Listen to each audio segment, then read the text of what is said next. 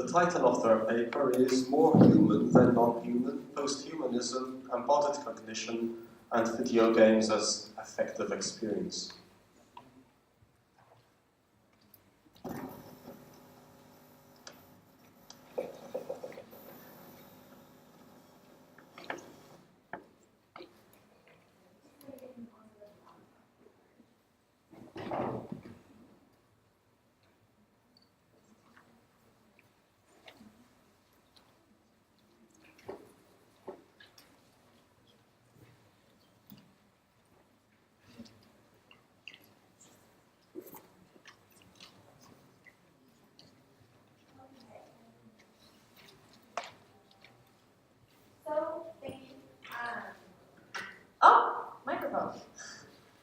So again, our title is More Human Than Non-Human, which I'm really not married to because I think what the aim is to move away from that binary, and I feel like the title as it exists now is still reinforcing it. So pop cultural reference aside, if anybody has other ideas, I'm open to hearing them. But we're looking at posthumanism, embodied cognition, and video games as affective experience. In the name of posthumanism, and especially Donna Haraway's conception of the cyborg, which I think it often gets kind of lost in translation, that it's not just about the human and the machine, but it's also about the human and the animal and the machine. We have my cute little toddler celebrating Halloween. And then I also would like to introduce Sandy Appleöff Lyons, who contributed to this project. I'm going to shorten her bio if you don't mind. Her first computer class was punch cards, and her first high score was in Pac-Man. And she studied stage, costume, and lighting design in her graduate program, and although that correlation wasn't immediately clear to others, she saw it as a perfect segue into creating a major to equip art students for careers as valuable production and concept artists. Her goal and belief from the onset of artist-friendly game engines was that artists, too, can be great game designers. So today she's here as the chair of Laguna College of Art and Design's Art of Game Design MFA program. To tell you a little bit about it, it's a trans-university program that provides students with a comprehensive, high-level understanding of the entire game design and development pipeline. Given the highly siloed nature of the game industry, many artists and designers working within it fail to develop a firm grasp on the many moving pieces and how the work of various departments impact each other. By partnering with other top-tier programs, including USC, University of Southern California's Game Pipe Lab, LCAB's terminal degree program lets students develop their own intellectual properties while cultivating an in-depth, hands-on knowledge of the industry as a whole, from concepting, prototyping, and systems design to business marketing and beyond. I'm done reading. So similar to the last presentation, which I was very excited, talked about Deus Ex, because our paper also touches on the Deus Ex series, kind of comparing and contrasting with Fallout 4 as it relates to transhumanism versus posthumanism. So that is available on the website should you wish to take a look, but in the interest of not looking down at a paper and boring everyone, I'll just speak off the cuff today. So moving right along, Heidegger I think is a useful entry point, and we've already heard some of this brought up earlier today, the concept of being in the world, the concept of thrownness, but then also the transparency of tools in use, and the concept of being with, which I think then translates into Deleuze and Guattari and their concepts of becoming other, becoming animal, becoming woman, becoming what have you. And then that, again, gets picked up by Donna Haraway with becoming with. She's kind of taking the ideas of Deleuze and Guattari and Heidegger and merging them. So what is posthumanism? Part of the inspiration behind this project is too often we see it being conflated with something that it's not, even though it does grow out of it. So the idea of posthumanism as a project is essentially rejecting kind of the romantic ideals that develop into the humanities as a paradigm and as an institution within academia, and trying to move beyond that rather than privileging the human. So while we're still asking the question, what does it mean to be human, posthumanism wants us to move beyond that. It does often get conflated with transhumanism, which ultimately is more concerned with transcending what it is to be human as it exists right now. So this idea that we could upload consciousness into a machine and thus become immortal, right? That kind of an idea is something that posthumanism is actually directly fighting against. Because once again, it's privileging the human over the non-human. So this idea of human evolution, while there's something interesting to be said there, I think it's dangerous to keep reifying the distinction between human and non-human. So as Karen Barad says, a post-humanist performative account worth its salt must also avoid cementing the nature-culture dichotomy into its foundations. You could also replace that with the human-non-human or the human-animal, thereby enabling a genealogical analysis of how these crucial distinctions are materially and discursively produced, or as it's been stated by another scholar, to truly get post-human, you first have to get anti-subject. So how do we kind of navigate that, and can we reclaim the term posthumanism? We've seen some scholars push for a turn towards compost-humanism, which is trying to look more at the cyclical nature of our lived existence and looking at transformation, but obviously this is yet to catch on. There's also the non-human turn, but again,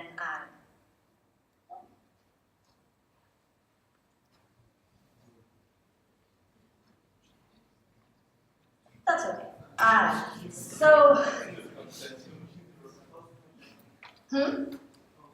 Post-projector, yes.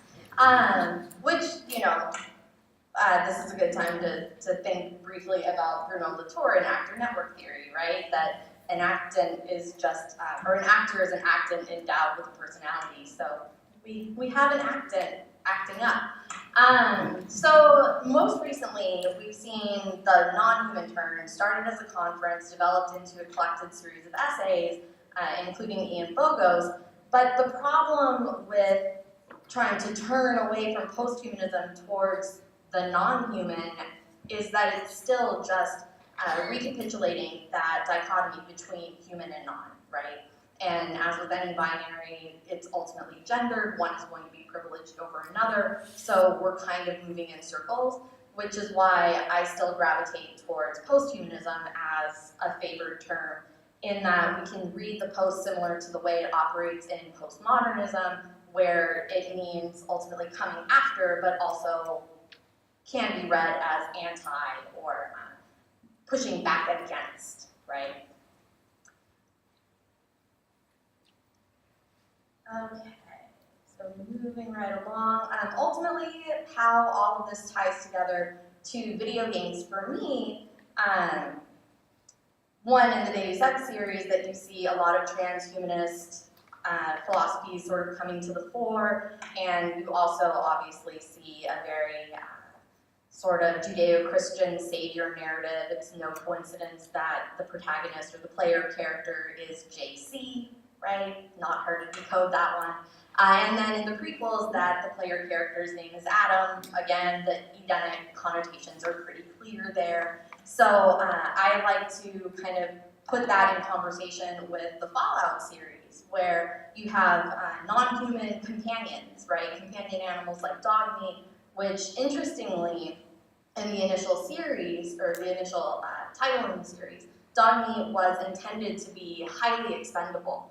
And the designers were very, very shocked to find out that players would go to extraordinary lengths to keep this animal alive, which, if you played Fallout 4, you'll know that it's impossible for dog meat to die. So there's an example of the community kind of feeding back into the game development process in a really interesting way, I think. And then also with the inclusion of synth characters, especially Nick Valentine, it's sort of fostering this ability for us to treat video games as empathy engines, right? And there's a degree of problematics there, in that while we want to foster empathy, we run the risk of engaging in what's known as trauma tourism. It's also referred to as disaster tourism or emotional tourism. Gone Home is a really interesting example of this, and it's very sort of metacritical in its approach, that they very smartly, rather than having the avatar, the player character, with whom you traditionally would think of as the location of your empathy, right? That you project yourself onto them, and so what they go through, you experience vicariously, and it's a way to train you to empathize with others. In Gone Home, they sort of flip that, and rather than identifying with your avatar, you're learning about various NPCs who are physically absent throughout the game. So you're learning about other people, empathizing with them ideally, but this also raises the question of voyeurism. What are the ethics behind that? And the game comments on this in a really interesting way, that at one point you come across, how many people have played Gone Home? Awesome. Okay, so when you come across the one letter that your character stops in the middle of it and says, okay, that's enough of that. How many people tried to pick the paper back up? How many people felt, okay, this is kind of weird and signaling to me that I'm engaging in very voyeuristic activity and there's kind of a problem with what's happening? Okay, so we have a couple hands for both. What's interesting with the game community is on forums, a lot of people have been very vocal about that moment for interrupting the flow state of the game.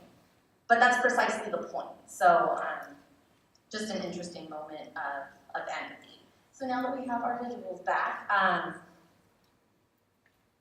one sort of common point connection between this paper and the next paper is Thomas Nagel, right? And the idea that we can never experience what it's like for a bat to be a bat, right? We can think about what it would be like for a human to be a bat. But you can extrapolate that even to empathy between other humans, because I can empathize with you, but I can never fully understand what it would be like to have a lived experience, because I don't have access to that. With VR, we're seeing that change a little bit, because you're able to have an embodied experience in a new, different way that we haven't had access to before. But again, these same questions regarding disaster tourism still apply. So there's kind of the pessimistic view of it. One of the more interesting things that we've seen come out of VR recently is Stanford's Virtual Human Interaction Lab. They have a project called Empathy at Scale.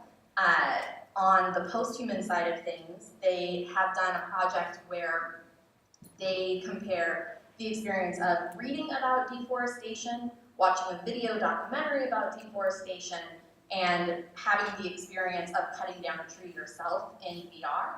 And they found that the people who went through the immersive experience consumed considerably less non-recycled paper following the experiment. For future studies, they're looking at the long-term effects. They don't know yet if that's something that lasts well beyond the initial VR experience, but it does have some very promising results thus far. On the kind of disaster tourism or trauma tourism side of things, they also have an experience where they're comparing the effects of reading statistics about homelessness, watching documentaries about homelessness, or engaging in this VR experience where you go through the process of losing your job, living out of your car, and ultimately being on the streets, which is great that it's raising awareness, but it does raise very difficult, sticky questions, I think, about how much of this is just kind of should and prop, right? So I thought we'd watch a trailer, let me plug in the audio, of another very interesting VR project, Notes on Blindness.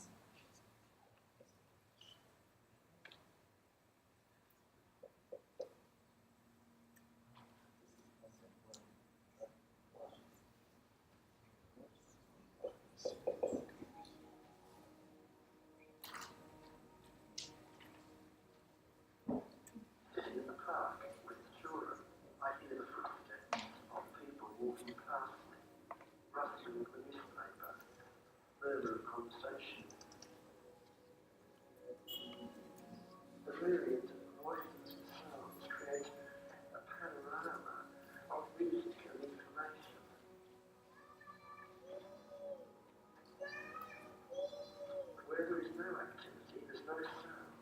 then that part of the world die. Yeah, the screen is very dark. It's a very dark film.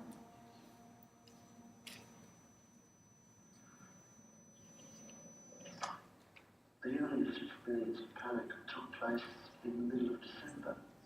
I left the house, but had only gone about 100 yards when I was aware of a growing feeling of doubt and uncertainty, as if I was banging my head, my whole body against the wall of blindness.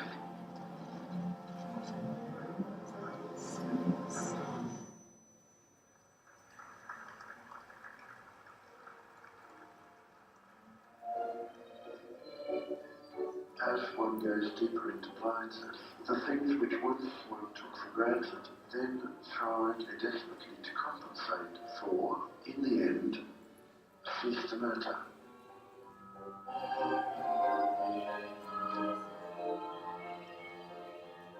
I think I'm beginning to understand. So I think it was actually a little effective if the screen was a bit dark, given the subject matter, but it may have been a little difficult to see the titles with reviews from critics. But the fact that this is being described as magical, mesmerizing, poetic, I think is a little bit okay, because not all poetry is all of that positive and uplifting, but timeless. I mean, these aren't adjectives that you would necessarily think about describing the lived experience of someone going through the process of losing their sight. And the audio diaries were recorded several years ago, decades ago, I believe. And the gentleman involved, he said to his wife, like, why am I participating in this project? Because it causes him to relive that trauma. So I think it's important that even as we engage in these sorts of activities, that we bear that in mind. And there is one other project that's coming soon from Marshmallow Laser Feast that is hoping to give us an idea of what it might be like to see through the eyes of an animal. So going back to Thomas Nagel, we can't experience what it's like for a bat to be a bat, but we can at least have an embodied experience that radically defamiliarizes human perception as we typically know it. It's actually really fascinating. We've been using LiDAR and other sorts of imaging techniques to take what is objectively real and represent it in ways that we wouldn't have access to physically. So a lot of interesting things being done. These, though, being experiences, I would love to see how this is going to be translated into game design.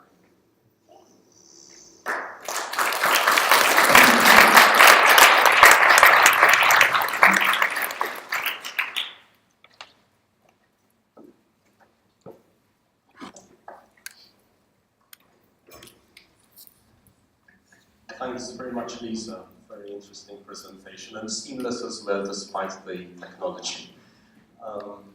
Questions?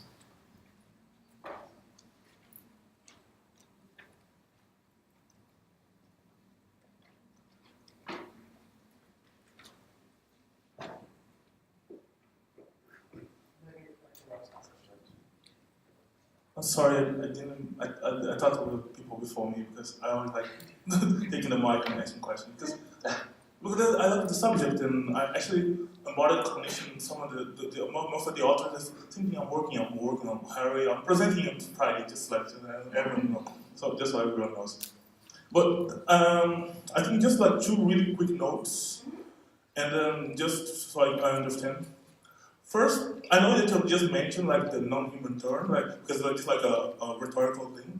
But as Richard Grusing was my doctoral exchange advisor, I have to just understand that I think the rest of the book that has less this perspective that you said, like, because that's more like specific bogus thing, you know, that you critique, like this phenomenological thing, that like the objects, things, like how they think, whatever.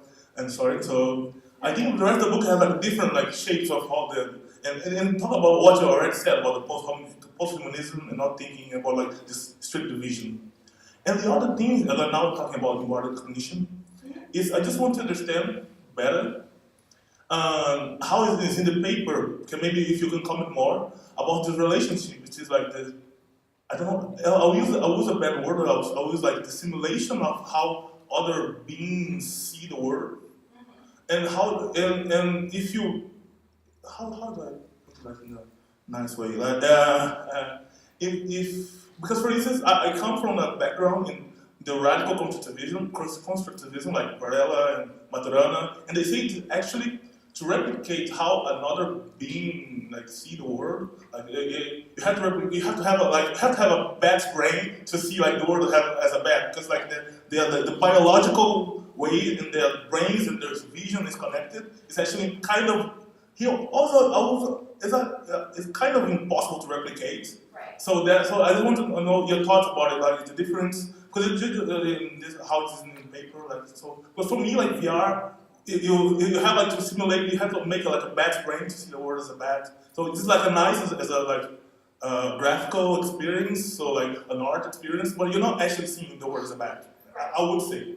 No, I would completely agree with that. I think you're absolutely right that that's something that's impossible for us to experience, just as it's impossible for, I think that I went through the slide pretty quickly, right, but the initial VR image is a white man looking down and he sees that he's now a black person. And that is ultimately highly problematic because having this embodied experience, while that might help hopefully open up the door to some kind of empathic understanding or connection, it doesn't mitigate the fact that you can never access that with experience unless you are black, especially in coming from America, where we have very well-known racial issues that are top of mind.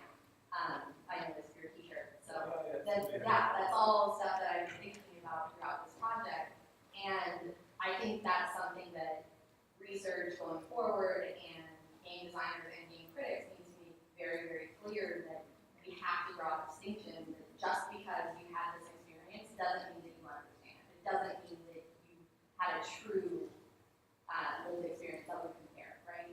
I'm not sure if that helps. As far as the non-human turn, I haven't had a chance to read through the entire book, but I completely agree that what's happening with the non-human turn and then post-humanism, it's really like, it goes hand in hand. And I do discuss in the paper that both are coming out of, or not coming out of, but that both are intimately related to actor network theory. They're both related to Donna Haraway and feminism as it relates to all of these issues. So there's definitely tons of overlap. But I personally prefer using the term post-humanism, at least today, just because of the existing body of work that goes behind it and the fact that from a disciplinary standpoint, that part of it is a political project saying, hey, we've had humanities as an institution for so long and it's time to rethink that, versus the non-human term is sort of redefining the difference between, just in terms of nomenclature. By virtue of the fact that it's non-human, it's still relying on that binary of human versus non-human, in which one is typically privileged, whereas posthumanism would want us to realize that binary is culturally constructed in the first place. Just add so people don't become crazy. I'm not saying we shouldn't do like the VR projects on the bad thing. I'm just saying that we should be careful when we say like that's how the bad sees the world. Yes. But I'm saying, of course, you should try to talk about it and try to do the simulation and stuff like that. Yeah, I completely agree.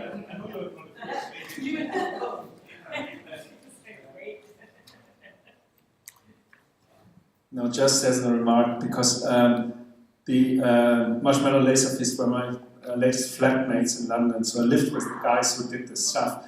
And I wrote about it in the Amaze magazine. I wrote about Thomas Nagel's article, What is it like to be a bat? And we're kind of aware of that we are not getting to be a bat.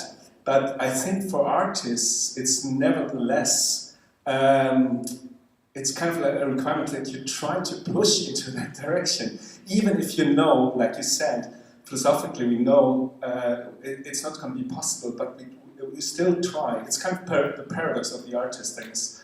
Let's still try to do that, to push that kind of boundaries and see what we can reach in not only VR, but generally. Yeah, thanks. Yeah, and I think Darko Subin is really useful here if there are any science fiction scholars in the audience, but his idea of cognitive estrangement, right, is what's happening with the projects that Marshmallow Laser Feast are putting together and what I'd like to see more games engaging in. And it's this idea that by taking what's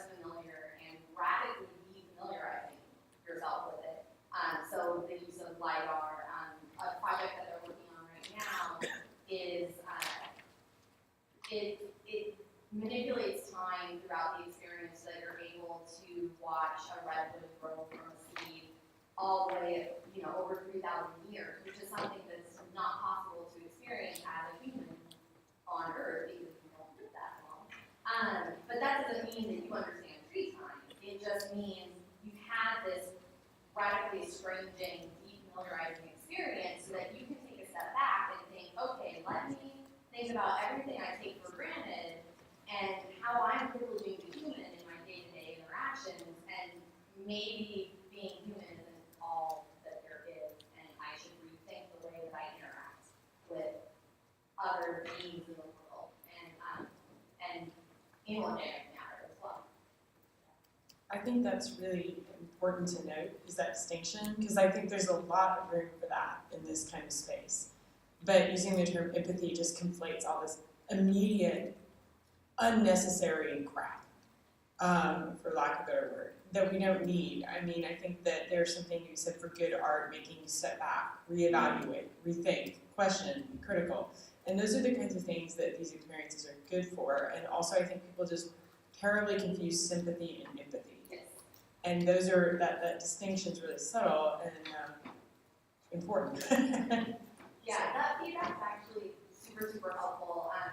I don't know if you have interest or a chance to read the paper, but in the introduction, I kind of had a little fun with it and explaining just circumstances. Like, I work for the university, I also work for Oculus full time, I also have a toddler who just got over pneumonia, so time was a factor, right? And it's definitely incomplete at this point, but I really appreciate that feedback, and I think it would be worthwhile to retool and maybe move away from empathy and bring in Jaloza and cognitive estrangement, because I think that's a much more useful way of thinking about it, and this discussion has been really productive, so thank you very much.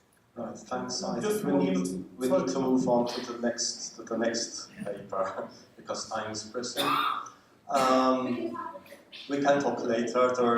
There will be the drinks later as well. But thanks very much, Lisa, for your.